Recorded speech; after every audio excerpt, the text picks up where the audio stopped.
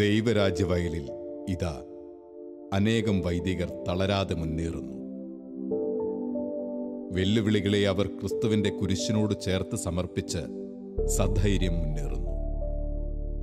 ഇത് എറണാകുളം അങ്കമാലി അതിരൂപതയുടെ വൊക്കേഷൻ പ്രമോട്ടറും മൈനർ സെമിനാരിയുടെ വൈസ് റെക്ടറുമായ ഫാദർ ഡെന്നി കാട്ടയിൽ. ഏറെ നാൾ മിഷൻ വയലുകളിൽ സേവനം ചെയ്ത ഡെന്നി അച്ഛൻ തന്റെ ദൈവവിളി അനുഭവങ്ങളും കാഴ്ചപ്പാടുകളും നമ്മോട് പങ്കുവയ്ക്കുന്നു. ഡെന്നിച്ച, ശാലോം ടി വിയിലെ ജോഷു എന്ന പ്രോഗ്രാമിലേക്ക് സ്വാഗതം. ഡെന്നിച്ചൻ്റെ മുഴുവൻ പേരെന്ന് പറയാൻ വെച്ചാൽ? ഡെന്നി കാട്ടയിൽ എന്നാണ്. അച്ഛൻ്റെ വീട് പനങ്ങാട്. അച്ഛൻ എറണാകുളം അങ്കമാലി അതിരൂപതയിലെ ഒരു വൈദികനാണ്. പനങ്ങാട് ഇടവകയാണ്. അച്ഛൻ്റെ വീട്ടിലാരൊക്കെ ഉള്ളത്? വീട്ടിൽ എനിക്ക് അപ്പച്ചൻ, അമ്മച്ചി, ഒരു ചേട്ടൻ. അച്ഛൻ്റെ ഒരു ജീവിതത്തിൽ ഇങ്ങനൊരു ദൈവവിളിയിലേക്ക് നടന്ന് വന്ന വഴികൾ എങ്ങനെയാണ് ദൈവവിളി ഉണ്ടായത്, എങ്ങനെയാണ് സ്വാധീനിച്ചതെന്നൊന്ന് പറയാൻ വെച്ചാൽ? കുഞ്ഞുനാൾ മുതൽ കുർബാനയ്ക്ക് വിടുമായിരുന്നു. അത് വീട്ടിലേറ്റവും കൂടുതലായിട്ട് നിർബന്ധമായിരുന്നു അമ്മച്ചിക്ക്. അപ്പോൾ അത് എന്നും പോകണമെന്നുള്ളത് ആ ഒരു നിർബന്ധത്താൽ വഴങ്ങി അങ്ങനെ ഒരു ഇതിലേക്ക് വന്നു. പിന്നെ 8ാം ക്ലാസ് ആയി കഴിഞ്ഞപ്പോഴത്തേക്കുമാണ് ഞങ്ങളൊരു പിക്നിക്കിനൊക്കെ പോകാനായിട്ട് കുരിശുമല ആശ്രമത്തിലേക്ക് ഒരു പിക്നിക്ക് പോയി.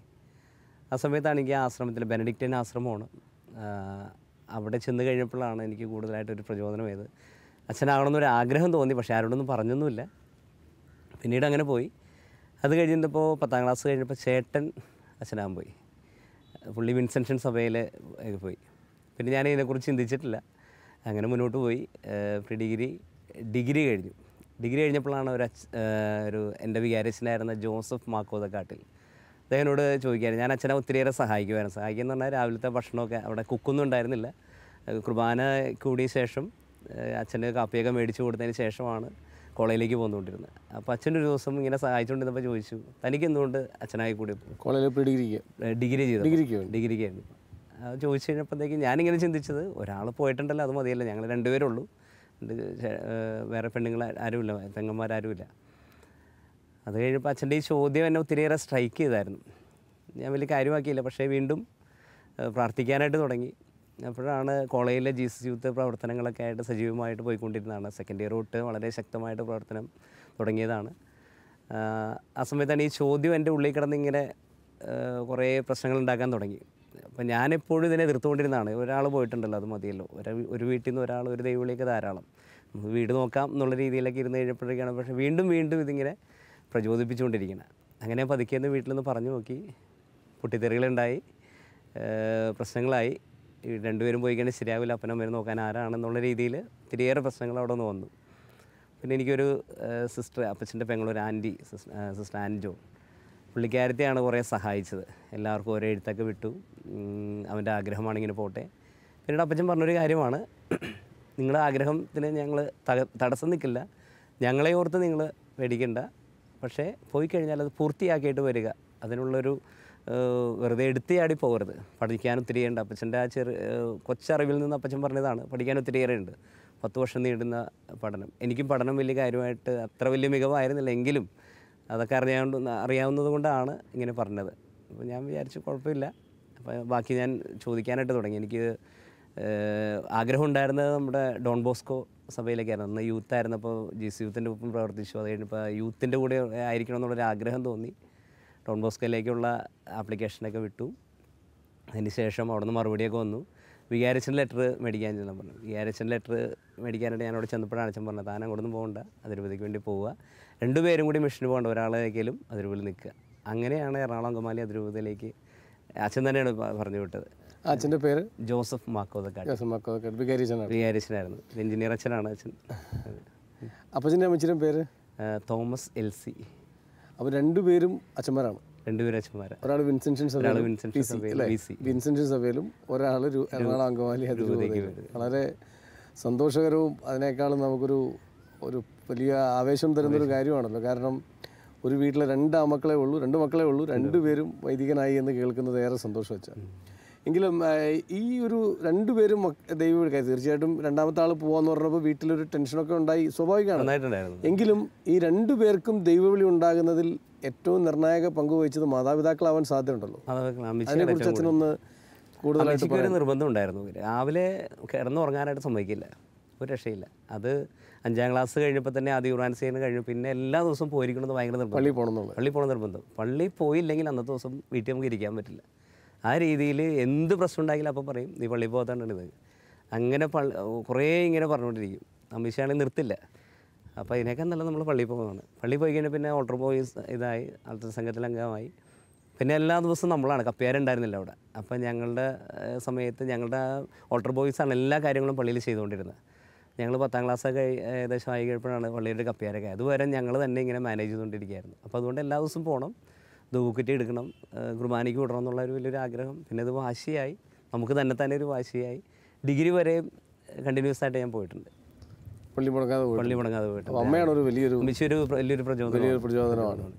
തീർച്ചയായിട്ടും ഞാൻ അച്ഛന് സാധാരണ ആളുകളിൽ നിന്ന് വ്യത്യസ്തമായി 10ാം ക്ലാസ് കഴിഞ്ഞപ്പോഴല്ല, തീർച്ചയായിട്ടും 10ാം ക്ലാസ് കഴിഞ്ഞ് പ്രീ ഡിഗ്രി അല്ലേ, പ്രീ ഡിഗ്രി കഴിഞ്ഞ് ഡിഗ്രി പഠിക്കുന്ന സമയത്ത് ആണ് സെൻറ്റ് ആൽബർട്ട്സിലാണ് പഠിച്ചത്. ആ സമയത്താണ് നിങ്ങൾ തീരുമാനം എടുക്കുകയും അതിനുശേഷം ഒരു വൈദിക പരിശീലനത്തിലേക്ക് ചേരുകയും ചെയ്യുന്നത്.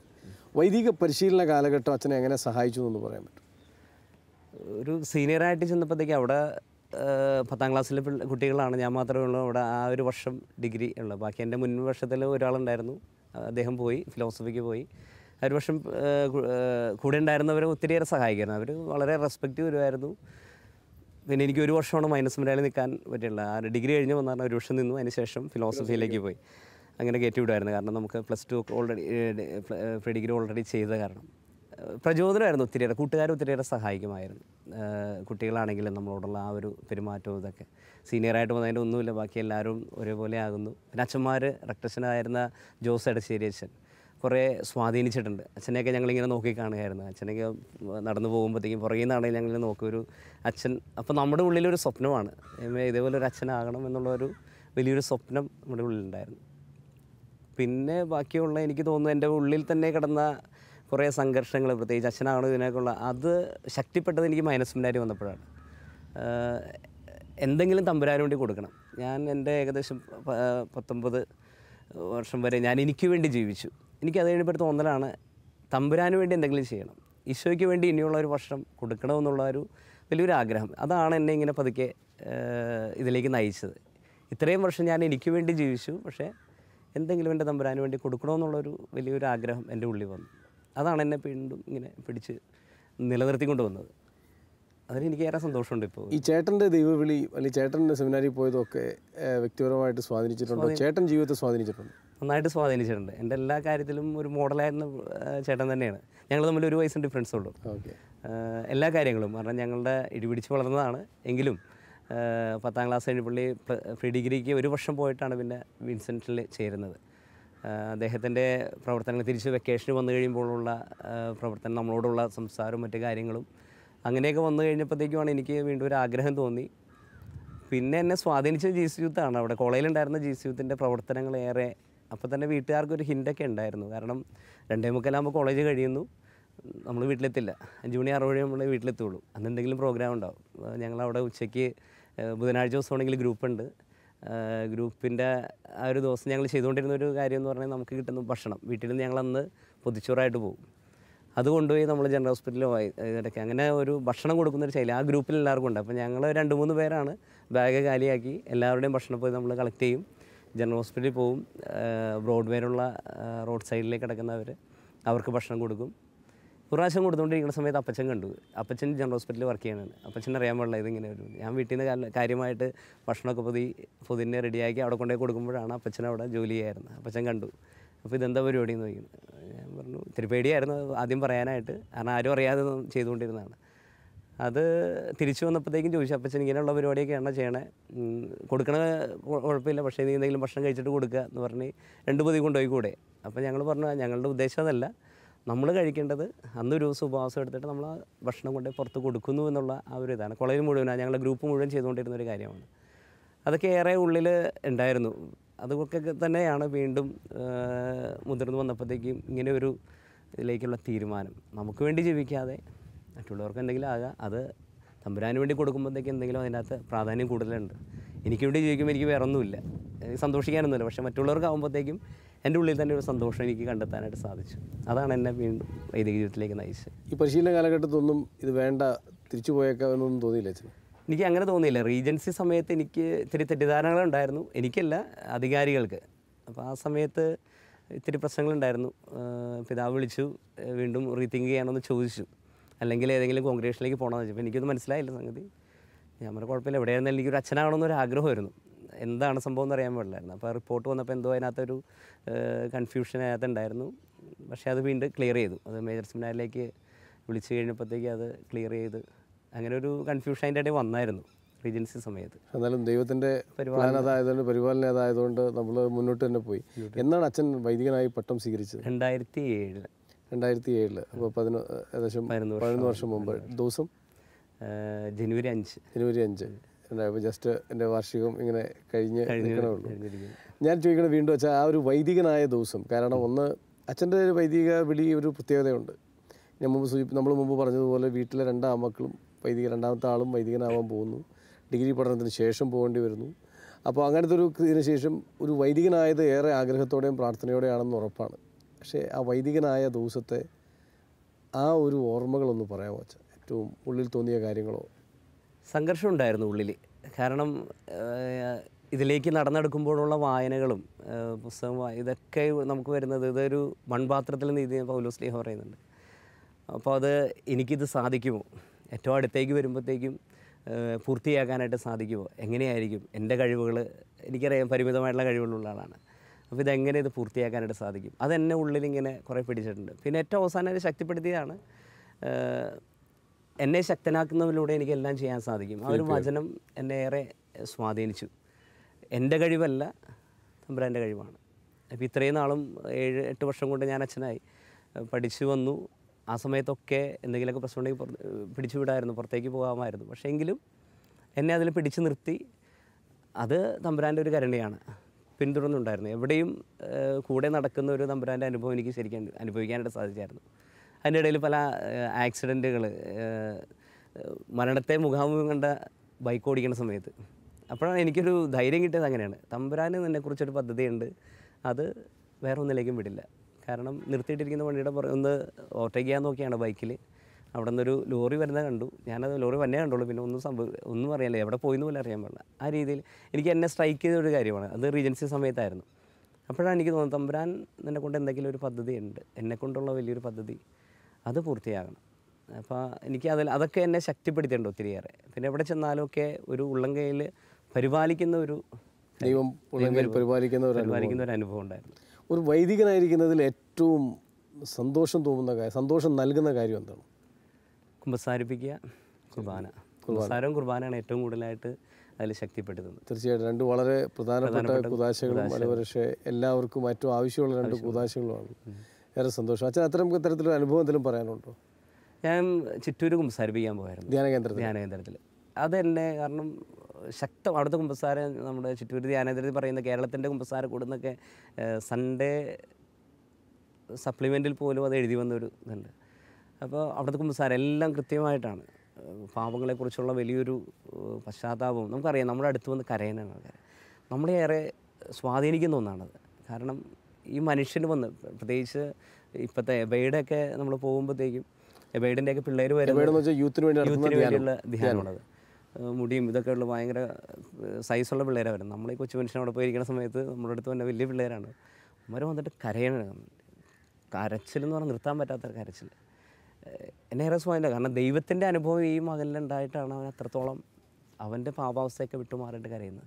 അത് നമ്മളെ തന്നെ ഉള്ളിലെ ഒത്തിരിയേറെ സ്വാധീനിക്കുന്നുണ്ട്. അത് എൻ്റെ ജീവിതാനുഭവം, എൻ്റെ കുമ്പസാരം നന്നാക്കാനായിട്ട്, എന്നിലേക്ക് തന്നെ തിരിയാനായിട്ട് ഒത്തിരിയേറെ എന്നെ സഹായിച്ചിട്ടുണ്ട്. ടച്ച് ചെയ്തിട്ടുണ്ട് പല കുമ്പസാരങ്ങളൊക്കെ. അച്ഛൻ്റെ ഒരു വൈദികനായതിനു ശേഷമുള്ള അച്ഛൻ്റെ ഒരു ഉത്തരവാദിത്തങ്ങൾ എവിടെയൊക്കെയായിരുന്നു?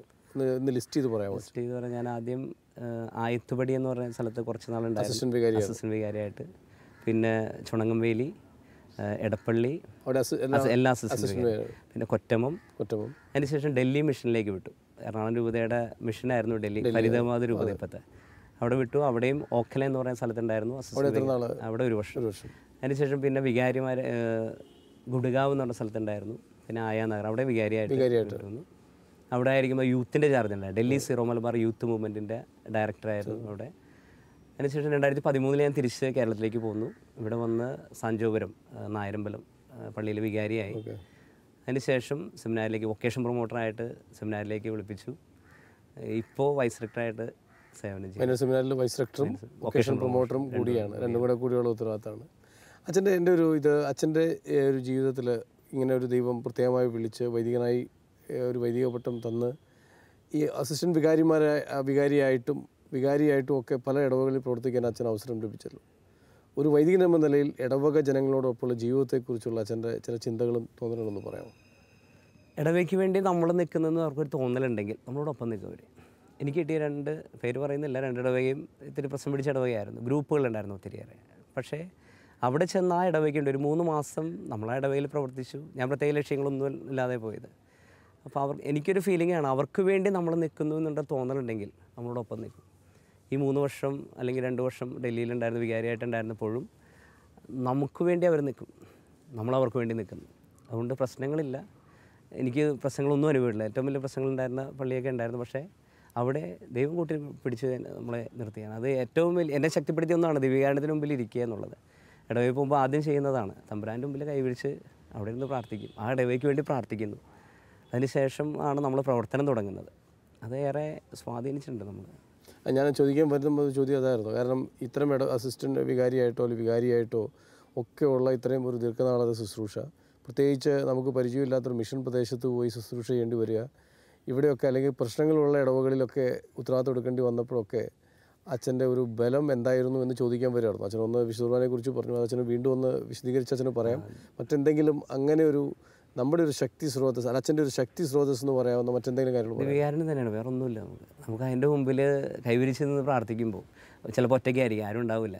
അല്ലെങ്കിൽ ആരാധനയ്ക്ക് എഴുന്നള്ളിച്ചിരിക്കുന്ന സമയത്താണെങ്കിലും കൈവിരിച്ചിരുന്ന് പ്രാർത്ഥിക്കുന്ന സമയത്ത് നമ്മളിൽ എന്തോ, ഞാൻ പറഞ്ഞ എൻ്റെ ആദ്യം തുടങ്ങാൻ പറഞ്ഞാൽ നമ്മുടെ കഴിവല്ല, പക്ഷേ ദൈവം പ്രവർത്തിക്കുന്നുണ്ട്. ദൈവം നമ്മളിലൂടെ പ്രവർത്തിക്കുന്നത്. അത് വലിയ വലിയ കാര്യങ്ങളല്ല, കൊച്ചു കൊച്ചു കാര്യങ്ങളിലൂടെ ദൈവം പ്രവർത്തിക്കുന്ന അനുഭവം ഒത്തിരിയേറെ ഉണ്ടായിരുന്നു. എനിക്കിതുമായിട്ട് അങ്ങനെ ഒരു പ്രശ്നങ്ങളായിട്ടോ ഒന്നും ഇടവയിൽ നിന്ന് അനുഭവപ്പെട്ടിട്ടില്ല. പക്ഷേ ആ ഇടവയിൽ മുമ്പ് പ്രശ്നങ്ങൾ നടന്നിട്ടുണ്ട്. പക്ഷേ എങ്കിലും എനിക്കൊരു കുഴപ്പമില്ലാത്ത രീതിയിൽ. എന്തുകൊണ്ടാണ് വെച്ചാൽ ദിവ്യകാരുണ്യം ഇത്രമാത്രം ഒരു പ്രധാനപ്പെട്ട കാര്യമാവുന്നതും ദിവ്യകാരുണ്യം ഇത്രയും വലിയൊരു ശക്തി സ്രോതസ്സാവുന്നു എന്ന് പറയാൻ കാരണം?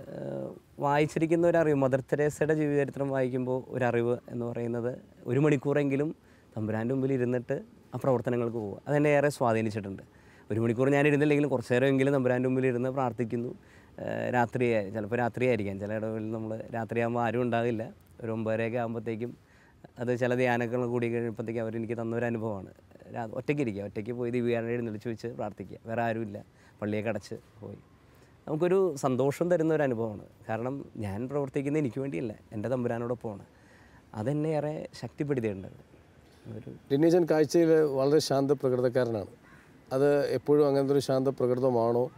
എന്താണ് അച്ഛന് ഇങ്ങനത്തെ ഒരു ശാന്തതയും ഒരു സൗമ്യതയൊക്കെ നൽകുന്നത്? എന്താ? മറ്റുള്ളവരോട് പുഞ്ചിരിച്ചുകൊണ്ട് സംസാരിക്കണമെന്നൊരു വലിയൊരു ആഗ്രഹമാണ്. കാരണം മറ്റുള്ളവരെ മുറിപ്പെടുത്താതിരിക്കുക സാധിക്കുന്നിടത്തോളം. പക്ഷേ ചില സാഹചര്യത്തിൽ നമുക്ക് പറ്റാതെ വന്നിട്ടുണ്ട്. എങ്കിലും സുവിശേഷങ്ങളിലൂടെ പോകുമ്പോഴത്തേക്ക് ഈശോയുടെ ഒരു അനുഭവമാണ്. ശാന്തമായിട്ട് പ്രക്ഷുബ്ധമായിട്ടുള്ള കാര്യങ്ങളൊക്കെ ഉണ്ടാകും, പക്ഷേ അവിടെയൊക്കെ ശാന്തമായിട്ട് ഇടപെടുന്നു. അത് വലിയൊരു ഇതായിട്ട് എനിക്ക് തോന്നിയിട്ടുണ്ട്. അത് എൻ്റെ ഉള്ളിലുണ്ടാണ്. പിന്നെ ഒരാളെ ചീത്ത പറഞ്ഞു കഴിയുമ്പോഴത്തേക്കും അവനനുഭവിക്കുന്ന വേദന ഭയങ്കര വലുതാണ്. പിന്നീട് അവൻ്റെ ആ ഒരു ചുറ്റുപാടിലുള്ളത്, ഒരു വീട്ടിലാണെങ്കിലും ഒരു ഒച്ചപ്പാടുണ്ടായി കഴിഞ്ഞാൽ കുറേ നേരം എടുക്കുന്നത് ശാന്തമാക്കാനുണ്ട്. പക്ഷേ നമ്മൾ കാര്യങ്ങൾ മനസ്സിലാക്കുക, അതനുസരിച്ച് പറയുക. ദേഷ്യപ്പെടേണ്ടെന്നല്ല, പക്ഷേ എങ്കിലും സാധിക്കുന്നിടത്തോളം നമ്മൾ മറ്റുള്ളവരെ ഒന്ന് മനസ്സിലാക്കി മുന്നോട്ട് പോവുക, അതാണ് ഏറ്റവും നല്ലതെന്ന് എനിക്ക് തോന്നിയിരിക്കുന്നത്. ഒരു വൈദികന് മറ്റൊരാൾക്ക് കൊടുക്കാവുന്ന അല്ലെങ്കിൽ കൊടുക്കേണ്ട ഏറ്റവും പ്രധാനപ്പെട്ട കാര്യം എന്താ? സ്നേഹവും ക്ഷമയും, അതാണ് എനിക്ക് തോന്നുന്നത്. ഈ ലോകത്ത് വേണ്ടതാണ്. കരുതുക, മറ്റുള്ളവരെ ഒന്ന് കരുതലോടെ ഒന്ന് ചേർത്ത്. അതെങ്ങനെ സാധിക്കും? അവനോട് കൂടെ ആയിരിക്കുക. എന്തെങ്കിലുമൊക്കെ പ്രശ്നങ്ങളൊക്കെ ആയിട്ട് ആൾക്കാർ നമ്മുടെ അടുത്ത് വരും, അവനെ കേൾക്കുക, കൂടെ ആയിരിക്കുക.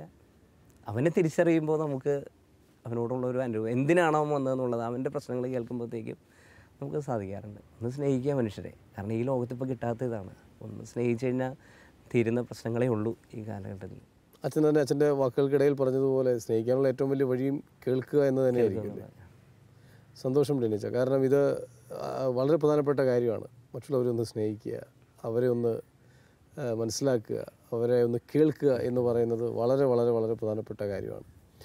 അച്ഛന് ഒരുപക്ഷെ നമ്മുടെ ഈ ഒരു എപ്പിസോഡിലെ ഒരു അവസാനത്തെ ഒരു ചോദ്യം എന്ന് പറയുന്നത്, അച്ഛൻ്റെ ഈ ഒരു അച്ഛൻ ഇടയ്ക്ക് ഉപയോഗിച്ചൊരു വാക്കാണ് ദൈവം ഉള്ളം കയ്യിൽ പരിപാലിക്കുന്നുവെന്ന്. അച്ഛൻ അതിന് ചില ഉദാഹരണങ്ങൾ പറഞ്ഞെങ്കിലും അങ്ങനെ ദൈവം ഉള്ളം കയ്യിൽ സംരക്ഷിക്കുന്നു എന്ന് പറയാൻ ഒരു വൈദികനായതിനു ശേഷം അച്ഛൻ എന്തെങ്കിലും കാര്യം ഷെയർ ചെയ്യാനുണ്ടോ? ചെയ്യുന്ന പ്രവൃത്തികൾ ഇപ്പോൾ തന്നെ ഇവിടെ സെമിനാറിൽ വൊക്കേഷൻ ക്യാമ്പ് വരുന്നുണ്ട്. അപ്പോൾ എന്നോട് മറ്റൊരച്ഛനാണ് എന്നോട് പറഞ്ഞത്, എൻ്റെ കൂടെ ഉണ്ടായിരുന്ന ഒരു ജസ്റ്റിൻ കൈപ്രമ്പാടുന്നൊരച്ഛൻ. വലിയ ഒച്ചപ്പാടും ബഹളമൊന്നുമില്ല. ഈ സമയത്താണെങ്കിൽ നമ്മൾ ഇടവേ പോകണം, വിളിക്കുന്നു, അവർ വിളിക്കുന്നു, ഇവിടെ വിളിക്കുന്നു, പിള്ളേരെ കൊണ്ടുവരണം സെമിനാറിലേക്ക്. എൻ്റെ ജീവിതത്തിൽ ഞാൻ പോയി കുറച്ച് നേരം ചാപ്പലിൽ പോയി ഇരിക്കും. അത്യാവശ്യ വിളികളൊക്കെ ഉണ്ട്, മെസ്സേജുകൾ വിടും. പക്ഷേ അവിടെ എന്നോട് പറയുന്നൊരു കാര്യം, മറ്റുള്ളവർ പറഞ്ഞൊരു കാര്യമാണ് അവിടുത്തെ അച്ഛന്മാർ, നീ ഒന്നും ചെയ്യണ കാണില്ലല്ലോ എന്ന്. പക്ഷേ സമയമാകുമ്പോഴത്തേക്കും പിള്ളേരെ കൊണ്ട് ഹോള് നിറയുന്നു, അല്ലെങ്കിൽ സെമിനാരി നിറയുന്നു. കഴിഞ്ഞ വർഷം ഞങ്ങൾക്ക് 200 പേരോളം നമ്മുടെ ക്യാമ്പിന് വന്നു. അവസാനം ഞങ്ങൾ ഇടവേളയിലേക്ക് വിളിച്ചു പറഞ്ഞാൽ അച്ഛൻ ഇനി വിടല്ലേ, കിടക്കാൻ സ്ഥലമില്ല. അപ്പോൾ എന്നോട് ആ ജസ്റ്റിൻ കൈപ്രമാണെന്ന അച്ഛൻ പറഞ്ഞൊരു കാര്യമാണ്, നീ ഒന്നും ചെയ്യുന്നില്ല, പക്ഷേ തമ്പുരാൻ്റെ കൃപ നിന്നോട് കൂടെയുണ്ട്. അതുകൊണ്ടാണ് ഇത്രയും പേരെ ഒരു ഇതുമില്ലാതെ അവർ നോക്കുമ്പോഴത്തേക്കും നമ്മൾ ശാന്തമായിട്ട് അവിടെ ഇരിപ്പുണ്ട്, ഒച്ചപ്പാടും ബഹളമൊന്നും ഉണ്ടാക്കുന്നില്ല. പക്ഷേ എനിക്ക് തോന്നുന്നു സ്രോതസ് ദൈവത്തിൻ്റെ അടുത്താണ്. കുറച്ചു നേരം പോയി ചാപ്പലിരിക്കും, എന്നിട്ടാണ് തമ്പുരാനോട് പ്രാർത്ഥിച്ചിട്ടാണ് നമ്മുടെ വിളികൾ തുടങ്ങുന്നത്. അച്ഛാ സന്തോഷം. കാരണം ഒരു വൈദികനായിരുന്നാലും സന്യസ്തരായിരുന്നാലും അൽമായ ജീവിതം നയിക്കുന്ന ആണെങ്കിൽ പോലും ആ ഒരു ദൈവകൃപയിൽ ആശ്രയിക്കാനും ദൈവകൃപ തിരിച്ചറിയാനും പറ്റിയാൽ അത്ഭുതം നടക്കും. അച്ഛൻ്റെ ജീവിതം തന്നെ അച്ഛൻ പറയുന്ന പോലെ നമ്മൾ ചെയ്യുന്ന വൈഭവങ്ങളായ കാര്യങ്ങളോ നമ്മുടെ കരവിരുതൊന്നുമല്ല, പക്ഷെ ദൈവകൃപയാണ് മുൻപോട്ട് നയിക്കുന്ന അച്ഛൻ്റെ ബോധ്യം. അതുപോലെ അച്ഛൻ ആവർത്തിച്ച് പറഞ്ഞ കാര്യം ഞാൻ ഓർക്കും, ദിവ്യകാരുണ്യമാണ് എൻ്റെ ശക്തി, ദിവ്യകാരുണ്യത്തിന് മുമ്പിലിരിക്കുന്നതാണ് എൻ്റെ ബലം. ആ ദിവ്യകാരുണ്യം എന്നും ദിവ്യകാരുണ്യത്തോട് ചേർന്നിരിക്കാനും അച്ഛനും ദിവ്യകാരുണ്യം നെഞ്ചോട് ചേർത്ത് വയ്ക്കാനും ഒരു ദിവ്യകാരുണ്യമായി തന്നെ ജീവിക്കാനും ദൈവം തീർച്ചയായിട്ടും അച്ഛനെ സഹായിക്കട്ടെ. കൂടുതൽ വിശേഷങ്ങൾ അടുത്ത എപ്പിസോഡിൽ നമുക്ക് പങ്കുവയ്ക്കാം. ശാലോം ടി വിയിലെ ജോഷു എന്ന ഈ പ്രോഗ്രാമിൽ അച്ഛനോടൊപ്പമുള്ള ഈ ആദ്യ എപ്പിസോഡിൽ ഹൃദയം നിറഞ്ഞ പങ്കുവെക്കലുകൾക്ക് നന്ദി. ശിമയോനും യാക്കോബും യോഹന്നാനും വലകഴുകും വലക്കാരും വഞ്ചിക്കാരും. ശിമയോനും യാക്കോബും യോഹന്നാനും വലകഴുകും വലക്കാരും വഞ്ചിക്കാരും. ഒരു നിമിഷം കേൾക്കാമോ നിങ്ങൾക്കായി നൽകാം ഞാൻ ഇന്നൊരു സന്ദേശം. നിങ്ങളെ സാക്ഷാൽ മുക്കുവരാക്കാൻ ഉതകും സുവിശേഷം. നിങ്ങളെ സാക്ഷാൽ മുക്കുവരാക്കാൻ ഉതകും സുവിശേഷം. ആഴക്കടലിൽ പോകുവിൻ, ആഴത്തിൽ വലയെറിയുവിൻ. ആഴക്കടലിൽ പോകുവിൻ, ആഴത്തിൽ വലയെറിയുവിൻ.